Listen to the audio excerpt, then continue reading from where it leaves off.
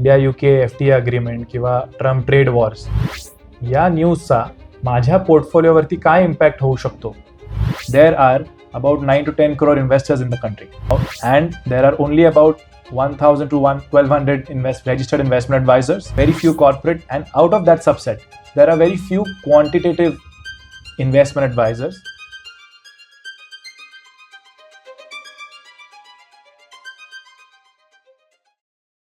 मित्रांनो नमस्कार, मॅक्स मनी न्यूज मध्ये तुमचं स्वागत.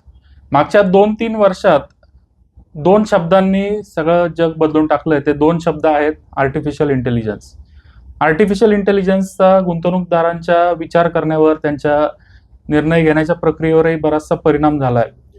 तर हा परिणाम काय आहे आणि आर्टिफिशियल इंटेलिजन्सचा आपण आपल्या इन्व्हेस्टमेंट जर्नीमध्ये आपल्या पोर्टफोलिओवर रिटर्न वाढवण्यासाठी किंवा रिस्क कमी करण्यासाठी कसा वापर करू शकतो हे जाणून घेणं आज काळाची गरज बनली आहे.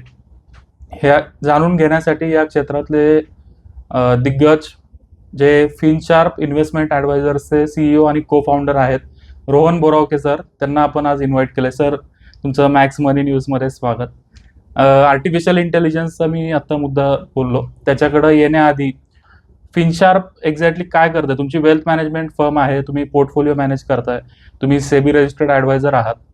पण आज एक समजा माझ्यासारखा इन्व्हेस्टर आहे ज्याला PMS मध्ये किंवा एका इक्विटी मार्केटमध्ये काहीतरी इन्व्हेस्टमेंट करायची आणि माझ्याकडं समजा 10 वेगवेगळे ऑप्शन्स आहेत मार्केटमध्ये आणि त्यातला एक ऑप्शन तुमचा आहे. तर या बाकी लोकांपेक्षा तुम्ही काय वेगळं ऑफर करताय ते आम्हाला जाणून घ्यायला आवडेल सुरुवातीला. थँक्यू मंगेश, धन्यवाद मला इन्व्हाइट केल्याबद्दल.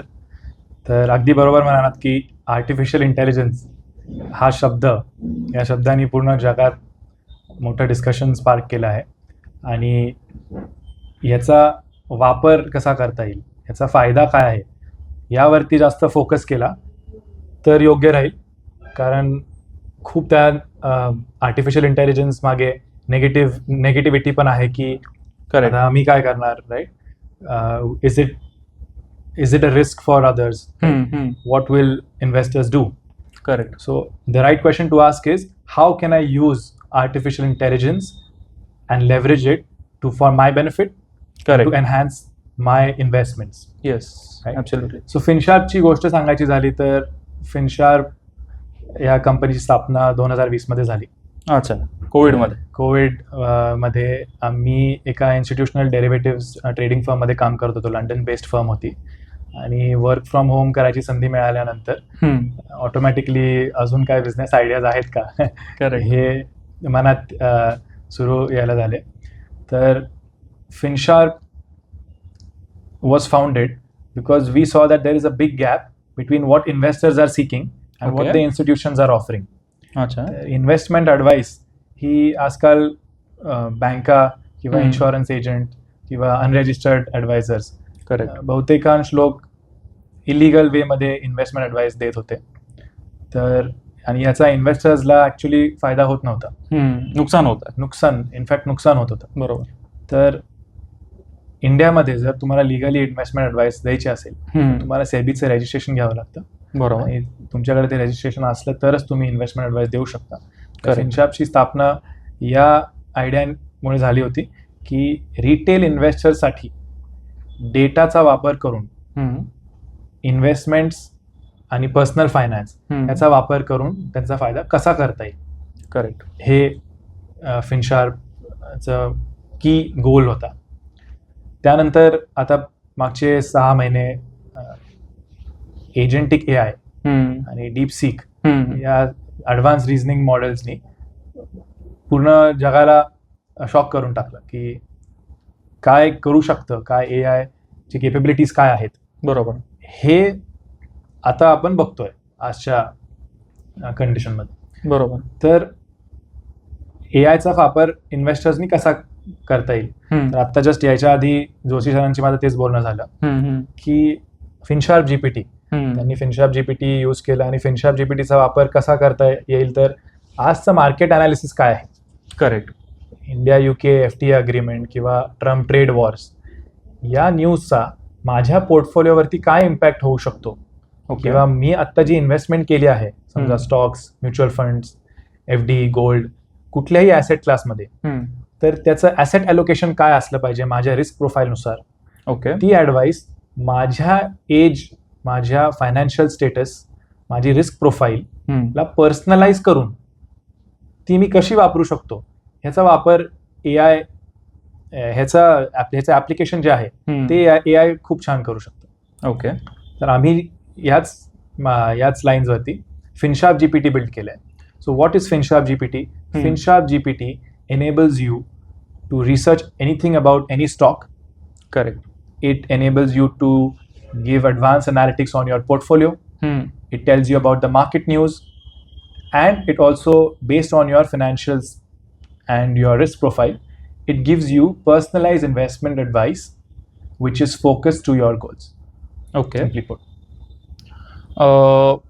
मी फिनशार्प GPT कडे येतो, पण एक ॲज अ इन्व्हेस्टर माझ्या मनात एक प्रश्न आहे की तुम्ही आता म्हणालात की तुमचा जो अप्रोच आहे तो डेटा ड्रिव्हन आहे. Yes. करेक्ट. तर फॉर एक्झाम्पल एखादी कुठली तरी वेल्थ मॅनेजमेंट फर्म आहे जी डेटा ड्रिव्हन नाहीये, Yes. वर्सेस तुम्ही डेटा ड्रिव्हन आहात. Right. तर ॲज अ इन्व्हेस्टर माझ्या लाईफमध्ये किंवा माझ्या इन्व्हेस्टमेंट जर्नीमध्ये या डेटा ड्रिव्हन अप्रोचचा काय, त्या माध्यमातून काय व्हॅल्यू ऍड होती, मला बेनिफिट काय होतो exactly? Yes. Absolutely. So investment analysis करताना, largely speaking, there are two approaches: qualitative and quantitative. Okay. In qualitative, you look at things like management quality, business vision, business module, future prospects, so on and so forth. Qualitative aspects which are difficult to put a number on, which are difficult to measure. They are And subjective. Subjective. So Yes. माझी view काय आहे मार्केटवरती, हे सगळ्यात जास्त important आहे qualitative analysis मध्ये. बरोबर. तर त्याचे काही फायदे आहेत, काही तोटे आहेत. दुसरा जो अप्रोच आहे क्वांटिटेटिव्ह अनालिसिस, अच्छा. त्यावरती आमचा भर आहे. ओके. क्वांटिटेटिव्ह अनालिसिस मध्ये बॅलन्स शीट, कंपनीचे financials, pricing, volume, sentiment data, ज्या डेटा पॉइंट्स वरती तुम्ही फॅक्च्युअल अनालिसिस करू शकता आणि एखादा स्कोर किंवा रँकिंग अशा गोष्टी तयार करू शकता, त्याला क्वांटिटेटिव्ह अनालिसिस म्हणतात. आम्ही फक्त तेच करतो.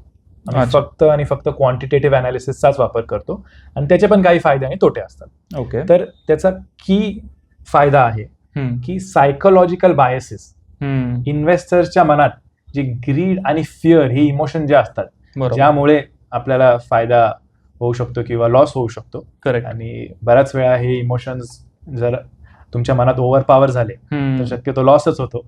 कारण इन्व्हेस्टमेंट हे खूप स्ट्रेट फॉरवर्ड आहे. तुम्ही जर प्रॉफिटेबल कंपनी मध्ये इन्व्हेस्ट केलं, जस्ट त्याच्यानंतर जास्त त्याच्यामध्ये बाईंग सेलिंग न करता ते इन्व्हेस्टमेंट जर होल्ड केले तर तुम्हाला प्रॉफिट होऊ शकतो.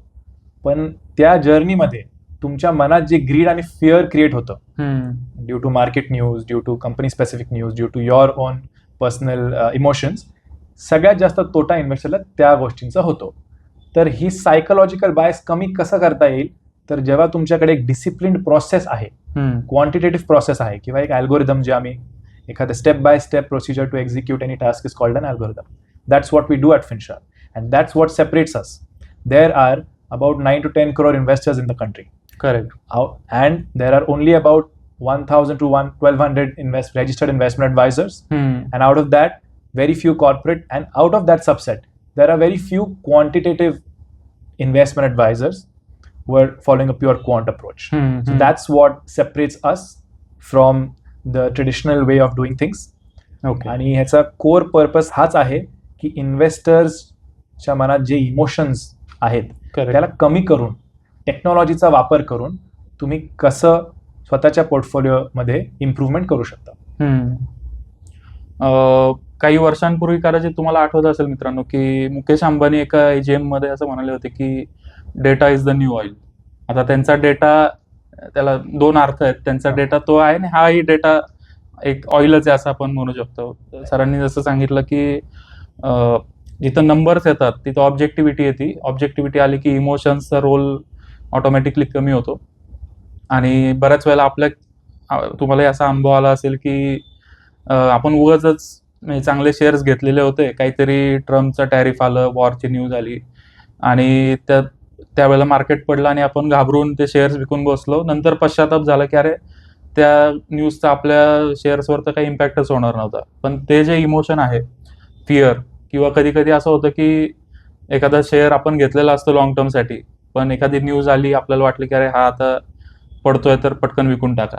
तर तिथं ते जे ग्रीड अँड फिअरमुळं बऱ्याचशा केसेसमध्ये चुकीचे डिसिजन घेतले जातात. तर डेटा ड्रिव्हन अप्रोच असेल तर त्याची प्रोबॅबिलिटी कमी होती. आता फिनशार्प जीपीटी, चॅट जीपीटी तर प्रत्येकाला माहिती आहे, पण फिनशार्प जीपीटी मी स्वतः वापरलंय. ते इन्व्हेस्टर म्हणून माझं लाईफ किती इझी झालंय त्याच्यामुळं. ते मी सरांना मागच्या 2 आठवड्यापूर्वी मी भेटलो, त्यानंतर मी ते वापरतोय. तर लाईफ त्याच्यामुळे इझी होतंय. आपण एक एक्झाम्पल घेऊ. समजा मला आता जॉब लागलाय, मला एक 10,000 रुपये म्युच्युअल फंड्समध्ये इन्व्हेस्टमेंट करायचेत, आणि कोणत्या फंडमध्ये कसं मी हे डिवाइड करू, त्याचं उत्तर फिनचार्प जीपीटी देईल मला. हो, तर सर्वात प्रथम तर एक पॉईंट मला टच करायचं होतं की तुम्ही जे म्हणाला की येस, आपले इमोशन्समुळे आपण बऱ्याचशा गोष्टी अशा करतो ज्या आपल्यालाच हानिकारक असतात. तर Daniel Kahneman, father of behavioural finance, त्यांनी खूप छान उदाहरण दिलं होतं की समजा तुमच्याकडे 2 स्टॉक्स आहेत, दोन्ही स्टॉकमध्ये तुम्ही 100 रुपये इन्व्हेस्ट केले आहेत. बरोबर. आणि आता एक स्टॉक 100चे झाले ते 120, आणि एका स्टॉकचे 100 ते 80 रुपये झाले. बरोबर. तुम्हाला कुठली तरी इमर्जन्सी आली आणि तुम्हाला आता स्टॉक विकायचा आहे, काहीतरी इमर्जन्सी, तर ते तुम्हाला पैशांची गरज आहे, तुम्ही कुठला स्टॉक विकणार? नॉर्मली लोक 120 वाला विकतात. हां, राईट. सो की प्रॉफिट झालाय, लॉस तर बुक नाही करू शकत आपण. सो त्याचा कॉन्सेप्ट हाच आहे की ॲक्विजिशन प्राइसेस हे they should not matter. What will have better future prospects is what matters. आणि very likely the stock that has gone to 120 will continue to do better. तसंच होतं mostly. This right.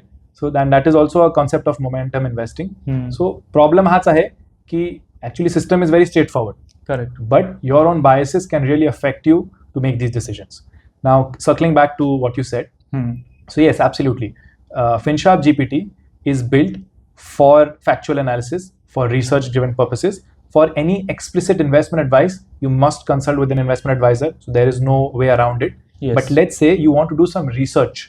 Correct. On what are the top funds to pick, how should you pick funds, what is the factual data about any investment. So for that, you can use FinSharp GPT. So let's take a case that, let's say someone has, let's say 10,000 rupees SIP and they are trying to assess some funds. बरोबर. So we did a research that how do people usually look for mutual funds. तर लोक म्हणजे समजा न्यूजपेपरमध्ये जाऊन जरा आत्ताचा सगळ्यात टॉप परफॉर्मिंग फंड कुठला आहे, best fund in 1 year highest return, असं एखादी गुगलवरती तुम्ही जर क्वेरी केली तर काही फंड्सची लिस्ट येईल. बरोबर. पण ती फंड्सची जी लिस्ट आहे ती योग्य आहे का इन्व्हेस्ट करण्यासाठी? तर त्यासाठी आम्ही एक रिसर्च केला. तर 2019 मध्ये तुम्ही जाऊन जर असं सर्च केलं असतं की 1 वर्षाच्या परफॉर्मन्स बेसिस सगळ्यात टॉपचे फंड्स कुठले आहेत, आणि त्या फंडमध्ये जर तुम्ही इन्व्हेस्ट केलं असतं दर कॅटेगरीमध्ये, large cap, mid cap, flexi cap, तर 2024 मध्ये ते फंड्स बॉटम रँकला आले. बापरे. टॉप रँकचे फंड्स बॉटम रँकमध्ये आले. आणि हे रँकिंग कंटिन्युअसली चेंज होत असतं. ओके. सो एका इयरच्या परफॉर्मन्सेसच्या बेसवरती फंड पिक करणं हे चुकीचं आहे. मग आता ते जर चुकीचं असेल तर अजून काय मेथड्स आहेत की फंड पिक कसे केले पाहिजे. सो FinSharp GPT वरती तुम्ही हे रिसर्च करू शकता की एखाद्या फंडचे फॅक्टर स्कोर्स काय आहेत, एखाद्या फंडचा परफॉर्मन्स स्कोर कसा आहे, त्या फंडचा परफॉर्मन्स किती कन्सिस्टंट आहे, त्या फंडच्या परफॉर्मन्स त्या कॅटेगरीच्या बेंचमार्क बरोबर जर तुम्ही कम्पॅरिझन केलं तर ते कसं आहे, या गोष्टी बघणं फार गरजेच्या आहेत. बरोबर. त्यानंतर शार्प रेशो, की तुमच्या फंडचा किती एक्सेस रिटर्न आहे आणि त्यासाठी तुम्ही किती रिस्क घेतली आहेत. राईट. आपण टिपिकली असं बघतो की जो जास्त रिटर्न देईल त्या फंडमध्ये इन्व्हेस्ट करू, पण जेवढी जास्त रिटर्न तेवढं जास्त रिस्क. बरोबर. आणि ही रिस्क आपण शक्यतो फंड सिलेक्शन करताना बघत नाही, पण नंतर जेव्हा मार्केट पडतं, जेव्हा आपल्याला तो लॉस दिसतो, तेव्हा ती रिस्क हायलाईट होऊन मिळते. सो हे बरेच पॅरामीटर्स आहेत आणि FinSharp GPT वरती हा सगळा डेटा आम्ही फीड केलेला आहे. अच्छा. तर म्युच्युअल फंडचा रॉ डेटा, त्यावरती आम्ही FinSharpचे विविध स्कोअर कम्प्यूट करून रिटेल इन्व्हेस्टरचं काम सोपं केलं आहे. तुम्हाला फक्त आता तुमच्या फाईन ट्यून रिसर्चसाठी आणि तुमच्या रिस्क प्रोफाईलनुसार काय सूट होतं हे बघून तिथे इन्व्हेस्ट करता येईल आणि अल्टिमेटली सेबी रजिस्टर्ड ॲडवायझर्स तुम्हाला फायनल ॲडवाइस देतात. करेक्ट. त्यांच्या समोर ॲडवायझर समोर ज्यावेळेला तुम्ही बसाल त्याच्या आधी बऱ्यापैकी माहिती तुम्हाला मिळालेली असेल. सो म्हणजे इन्व्हेस्टर राईट क्वेश्चन्स विचारू शकतील. तर त्यांनी राईट क्वेश्चन्स विचारावे. ते एम्पॉवर करण्यासाठी फिनशार्प जीपीटीचा फायदा होऊ शकतो. करेक्ट. हे फक्त इक्विटी म्हणजे इक्विटी किंवा म्युच्युअल फंड्स किंवा स्टॉक्स पुरतं लिमिटेड आहे का कसं, म्हणजे कारण एक इन्व्हेस्टर असतो तो काही फक्त इक्विटीमध्ये करत नाही, Correct. तर तो गोल्डमध्येही करतो, तो Correct. पीपीएफ मध्ये करतो, इन्शुरन्समध्येही करतो. तर ह्या फिनशार्प जीपीटी मध्ये पूर्ण पर्सनल फायनान्स कव्हर होतोय का it is limited only to the equity segment? Correct. So FinSharp जीपीटीचं स्ट्रक्चर असं आहे की आम्ही एक्सचेंज कडनं रॉ डेटा घेतला आहे, बरोबर. त्यावरती आम्ही फिनशार्प स्कोर्स कॅल्क्युलेट केले, डेटाला स्ट्रक्चर आणि लेबल केलेलं आहे, आणि सोर्स LLM मॉडेल्स जे आहेत, ओपन एआयचं chat GPT, Anthropic, Claude, Gemini, so and so forth. So these models are we have built on top of these models. So all the capabilities of these inherent models will be available at FinSharp GPT. Okay. And on top of that, we have enhanced it using the agentic framework. ह्याचा अर्थ काय की तुम्ही कुठलाही personal फायनान्सचा प्रश्न पण FinSharp GPT ला विचारू शकता. अच्छा. तर एक उदाहरण आपण घेऊ, आणि circling back to what you said की इक्विटी नाही, जस्ट स्टॉक्स नाही, पण mutual funds, PPF, gold, physical real estate of physical gold, यामध्ये फॅमिलीची इन्व्हेस्टमेंट असू शकते. त्याचं अंडरस्टँडिंग आणि ॲसेट ॲलोकेशन हे सगळ्यात महत्वाचं कॉन्सेप्ट झाला. तर ह्याचं एक असेसमेंट पण तुम्हाला FinSharp GPT वरती मिळू शकतो. तर सुरुवात कधी ॲसेट ॲलोकेशन वरूनच केली पाहिजे, त्यानंतर फंड सिलेक्शनला लास्ट स्टेप आहे फंड सिलेक्शन त्या प्रोसेसमध्ये. तर तुम्ही पर्सनल फायनान्स वापर कसा करू शकता, तर ह्याचं एक उदाहरण घेऊ. समजा तुम्ही एक 30 वर्षाचे IT एम्प्लॉई आहात, बरोबर. तुमचं समजा महिन्याचं 1 लाख रुपये पॅकेज आहे, आणि त्या 1 लाख रुपये पॅकेजमध्ये तुमचे समजा फिक्स्ड कॉस्ट किंवा मंथली कॉस्ट 50,000 रुपीज आहेत, आणि लेट्स से लोन्स आणि लायबिलिटीज जे काय आहेत ते अजून समजा 20,000 आहेत. तुमच्याकडं सरप्लस 30,000 पर मंथचा सरप्लस राहतो, बरोबर. त्या सरप्लसचं प्लॅनिंग कसं करता येईल, की तुमचे इन्कम आणि एक्सपेन्स अनालिसिस करून, आणि त्यानंतर जे फंड्स, जे फायनल सरप्लस उरेल तुमच्याकडे, त्याची इन्व्हेस्टमेंट कशी करता येईल ह्याचा एक अंदाजा, ह्याचा एक हाय लेवल ॲलोकेशन तुम्हाला हे सोर्स मॉडेल्स देऊ शकतात. ओके. सो तुमचं जे अनालिसिस आणि तुमचं अवेअरनेस वाढू शकतं. आता एक्झॅक्टली काय करावं ते ह्याचं बेस्ट ॲडवाइस तुम्हाला एखादा रजिस्टर्ड ॲडवायझरच देऊ शकतो, बरोबर. ते स्किप न करता तुम्ही इन्व्हेस्टमेंट रिसर्च कसा करू शकता, या सगळ्या गोष्टींचा वापर तुम्ही FinSharp GPTचा करू शकता. ओके. पर्सनल फायनान्सनी तुम्ही सुरुवात करू शकता की तुमची income expense, risk profile, time to retirement, किंवा risk preference, appetite, current investments, current financial situation, and target और गोल बेस्ड फायनान्शियल प्लॅनिंग, हे इनपुट्स तुम्ही एंटर केले तर त्यानंतर तुमच्यासाठी एक ऑटोनॉमस प्लॅन FinSharp GPT तयार करू शकतो, जो मी रिव्ह्यू करून मग ऍक्च्युअल ॲडवाइस देऊ शकतो. अच्छा.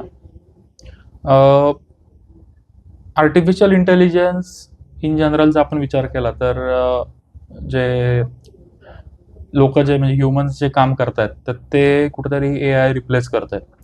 तर तुमच्यासारखं जे आता FinSharp GPT सारखं जे इंटरफेस आहेत, तर हे फायनान्शियल ॲडवायझरला पर्याय म्हणून होऊ शकतात का शेवटी, म्हणजे GPT फायनान्शियल ॲडवायझरला रिप्लेस करेल का ॲडवायझरचा रोल कायम राहील? Right, so that's a good question, right? We are yet figuring that out, and if that happens, right, what's next? But I will tell you my personal observation. We had a client.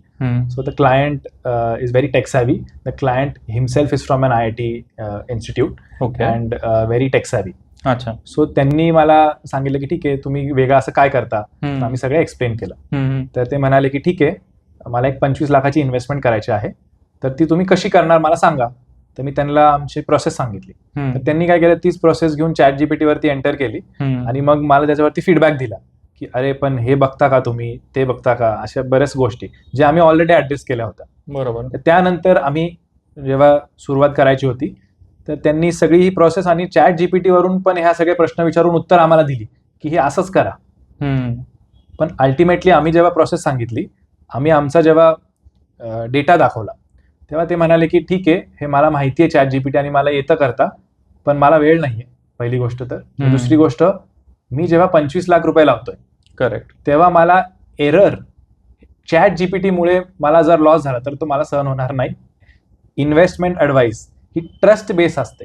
बरोबर. ही तुम्ही कुठल्याही कन्सल्टंटकडे गेला, समजा साधारण simple तुम्ही जर example घेतलं तर जिममध्ये तुम्ही जर गेला तर एक पर्सनल ट्रेनर किंवा तुम्हाला माहिती आहे काय करायचंय. पर्सनल ट्रेनरचा फायदा हा होतो की तुमचे इच अँड एव्हरी रेपिटेशन आणि तुम्हाला अंडर गायडन्स केल्यानंतर त्याचा आउटपुट डिफरंट असतो. तसंच जे जॉब्स आहेत त्याच्यामध्ये final decision making is based on trust, is based on relation, is based on certain degree of or where the high stakes are high. Those jobs will, I don't think they would be replaced. But anything below that, where there is entry level jobs or huge number crunching, we're seeing early signs that AI is actually replacing those jobs, and that is the hard truth. Yes. Globally, we are seeing that, so there is no way around it. But whether or not Chat GPT, OpenAI, this LLM models or AI would replace an investment advisor, that is yet to be seen. In my experience, when the stakes are high, people want you to be responsible for their funds. People want a human communication. When things go wrong, when things are fine, everything is fine, right? You can create a plan, stick to it. When, let's say, you're investing and you are in a very personal emergency, at that point, your thinking abilities or your decision making abilities may take a backseat, and at that point you need a consultant, you need someone to talk to. So that aspect will remain. The research part, the tech part behind it, the analysis, the stock portfolio analysis and so on and so forth, that is definitely, there's a game change happening there. Yes. जे adviser त्यांच्या क्लायंटसाठी एक personal touch देऊन त्यांना advice देत आहेत आणि त्यांचं खऱ्या अर्थाने हँड होल्डिंग करतायत, तर कदाचित ते लोक टिकतील. पण एआयचा जसं बाकी सेक्टर्समध्ये धोका आहे तसा ह्याच्यातही आहे. त्यामुळं ॲडवायझर्सनी अपग्रेड होणं हाच त्याच्यावरचा एक मार्ग आहे. एक थोडा वेगळा प्रश्न, तुम्ही सेबी रजिस्टर्ड ॲडवायझर आहात, तर हा डेटा पॉईंट किंवा स्टॅटिस्टिक्स सगळ्यांना म्हणजे बऱ्याच लोकांना माहिती आहे की 10 कोटी इन्व्हेस्टर असणाऱ्या देशामध्ये फक्त 1200 सेबी रजिस्टर्ड ॲडवायझर आहेत. तर काय याच्यामध्ये म्हणजे कारण काय ते होणं अवघड आहे, ते कारणही सांगा. आणि ज्यांना सेबी रजिस्टर्ड ॲडवायझर व्हायचं आहे, कारण का अपॉर्च्युनिटी आहे, demand supply gap clear cut दिसतोय, तर सेबीचं रजिस्ट्रेशन घेऊन RIA होण्यासाठी प्रोसेस काय तेही सांगा. तर आता ह्या प्रोसेसमध्ये खूप मोठा बदल झालेला आहे आणि सेबीचं टार्गेट आहे की 10,000 RIA यांची गरज आहे. बरोबर. At least in the near short term.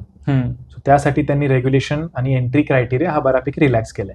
जेव्हा लायसन्स मी घेतलं होतं त्यावेळेस क्रायटेरिया खूप जास्त, एंट्री बॅरियर खूप हाय होता. ओके. तर तुम्हाला विविध सर्टिफिकेशन, नेटवर्थ क्रायटेरिया, मग कंप्लायन्स, एक्सपिरियन्स, एज्युकेशन क्वालिफिकेशन, या सगळ्या क्रायटेरियाज पास केल्यानंतरच तुम्हाला लायसन्स मिळू शकत होतं. आज जे नवीन रेग्युलेशन आहे त्यामध्ये एंट्री लेवल जे लायसन्स आहे ते मिळण्यासाठी एंट्री बॅरियर्स खूप कमी आहेत. So anyone with a graduate degree who has passed the NISM certificates and they hold the minimum criteria for the education, they can get the license now. So this number is very likely to increase in future. So the process is very simple now. So you can be a SEBI registered advisor, and it is better to get things legally done when you are giving investment advice or managing capital in any form. And the reason for that low number is typically compliance. Achha. Because the license prohibits you from doing many things. Correct. You have to maintain a very high level of documentation regarding every client. Okay. There are restrictions on how much fees you can charge to a client. You have to do risk profiling of a client, maintain all documentation before you give any investment advice. There are several restrictions on advertising your business. There is a separate ad code in which you cannot do certain things. Okay. So all these processes make it very cumbersome for an individual to start a business and have the license. So not everyone does it. That's why we have a very low number. The easiest way to do it is a mutual fund distributor license. Correct. So an MFD license would be much easier to start with. But give that since since SEBI has reduced the entry barrier, more and more people can apply now, and yes, the future would be more and more advisors and more people getting registered as advisors. Yes. आणि जे लोक आता जे मुलं आहेत आता just graduate होत आहेत किंवा एक करिअर पॉईंट ऑफ व्ह्यू विचार करतायत, तर त्यांनी हा एक पर्याय नक्की एक्सप्लोर केला पाहिजे. करेक्ट. तर त्यासाठी काही सर्टिफिकेशन असतात. NISM, national institute of securities market, बरोबर. त्यांचे NISM 10A 10B ही एक्झाम, हे सर्टिफिकेशन स्टुडंट्सनी दिली तर बरोबर. त्यांचं प्रिपरेशन सुरू होईल. ऍटलिस्ट ते क्रायटेरियाचे जे टेक्निकल क्वालिफिकेशन्स आहेत ते प्राप्त केले की तुमचे बऱ्यापैकी एक हर्डल कमी होईल. ओके, ते द्यावंच लागतं. हो, एक्झाम कंपल्सरी आहे. 3 वेळा दिली ते, 3 वेळा रिन्यू केली लायसन्स. अच्छा. हो, तर म्हणजे एव्हरी 3 इयर्स आम्हाला आम्हाला ते एक्झाम द्यावी लागते. ओके. तर ह्याच्या आधी ती 10A 10B ही परीक्षा थोडीशी अवघड होती. तर जे ओल्डर ऍडवायझर्स होते त्यांनी इतकी अवघड केली होती की त्यांना ते रिन्यू करता येत नव्हतं. सो त्याच्यामुळे जो ऍडवायझरचा नंबर आहे तो रेड्यूस होत होता. ऍक्च्युली वाढायला पाहिजे होता, तर तो बऱ्यापैकी रेड्यूस होता. मग सेबीनी एक नवीन एक्झाम तयार केली, NISM XC. ही रिन्युअल एक्झाम आहे, only for renewal. For renewal. So पण सर्वात आधी तुम्हाला एक 10A 10B ही पास करावी लागेल. तर त्याचं जे प्रिपरेशन आहे, त्याचा जो अभ्यास आहे तो करावा आणि ते एक्झामिनेशन प्राप्त करावी. कारण तुम्हाला जर एखाद्या इन्व्हेस्टमेंट ऍडवायझरीमध्ये काम करायचं असेल तर ते सर्टिफिकेशन असणं गरजेचं आहे. त्याशिवाय तुम्ही तो official person associated with investment advice नाही बनू शकत. आणि यापुढे पण स्कोप आहे या फील्डमध्ये. तर तुम्हाला जर या फील्डमध्ये एखादा जॉब करायचा असेल तर ह्या एक्झाम्स क्रिएट करून तुमचे स्वतंत्र स्टॉक रिसर्च आणि प्रोसेस बिल्ड करून AIचा वापर करून तुम्ही तुमचं ऍप्लिकेशन स्टँड आउट करू शकता. करेक्ट. एक शेवटचा प्रश्न, सध्या माझ्यासारखे इन्व्हेस्टर्स आम्ही काही प्लॅटफॉर्म वापरतो. उदाहरणार्थ फंडामेंटल अनालिसिससाठी एक प्लॅटफॉर्म असतो, टेक्निकल अनालिसिससाठी दुसरा असतो, किंवा आणखीन काही थोडं स्टॅटिस्टिकल स्टडीसाठी वेगळा असतो. तर फिनशार्प GPT हा त्यातलाच एक ॲडिशनल एक प्लॅटफॉर्म होईल का? असे जे प्लॅटफॉर्म आहेत फिनशार्प GPT सारखे, हे जुन्या प्लॅटफॉर्मला रिप्लेस करू शकतील? That's the goal. We want to replace all platforms and give you a one-stop solution. You should not need to switch between different apps that you just mentioned, right? Because the source data, that's what we have, right? We have access to the source data, we have access to process analytics, and now the world is moving to a chat-like interface after ChatGPT. So the idea is eventually you do not need to jump across multiple apps. If you're on FinSharp GPT, it will give you everything you need to know about the market news. So it's no need to go to Google and search about any specific stock. Second, fundamental analysis. You want to know anything about a company's balance sheet, growth scores, valuations, then quality scores, so on and so forth. You'll get it with simple prompts on FinSharp GPT. Thirdly, pricing data, charting data, technical analysis. We'll calculate the scores for you, we'll do the technical analysis for you. We've built those pipelines. So even if you ask it, tell me the support and resistance for this stock, it should be able to give you that. And currently it is giving you that. Portfolio analytics, right? Tracking, watch listing portfolio, monitoring. There are various apps available for it. But all these things are available at FinSharp GPT. So the idea is you should not require to go to any other app. But yes, as you said, to begin with, my goal is that keep FinSharp GPT open on another tab when you're doing your research, and you'll see the difference. And eventually replace all the old apps. That's what I intend to do. Yes. मित्रांनो, बऱ्याच वेळेला मार्केटमध्ये ज्यावेळेला आम्ही investors बरोबर discussion करतो, तर किंवा इव्हन न्यूजमध्येही आपण ऐकतो की इन्व्हेस्टर असं म्हणतात की मला फायनान्शियल ॲडवायझरनी कोणीतरी फसवलं. म्हणजे सगळेच फसवतात असं नाही, पण बऱ्याचशा केसेस अशा फसवणुकीच्या पाहायला मिळतात. आणि या फसवणुकी मागे याला दोषी कोण? तर जितका फायनान्शियल ॲडवायझर तुमचा दोषी, तितकेच तुम्ही पण दोषी. कारण का, पैसा तुमचा आहे, कष्टाने कमवलेला आहे, आणि तुम्ही जर तो कुठलाही रिसर्च न करता डायरेक्टली त्या समोरच्या व्यक्तीच्या हातात जर दिला, तर आणि त्यातून जर निगेटिव्ह आउटकम आला, तर त्याला तुम्ही तितकेच इक्वली दोषी आहात. भविष्यात अशा केसेस होऊ नयेत म्हणून इन्व्हेस्टर्स एम्पॉवर झाले पाहिजेत, आणि इन्व्हेस्टर्सला राईट टाइम राईट इन्फॉर्मेशन देऊन एम्पॉवर करण्याचं काम रोहन सरांसारखे चांगले young and dynamic wealth managers करतात. तर हे फिनचार्ज GPT तर या सेगमेंटमध्ये लीडर व्हावं असे अजून प्लॅटफॉर्म्स यावेत. तुम्ही आम्हाला वेळ दिलात त्याबद्दल खूप खूप thank you. Thank you. Thanks a lot. Thank you.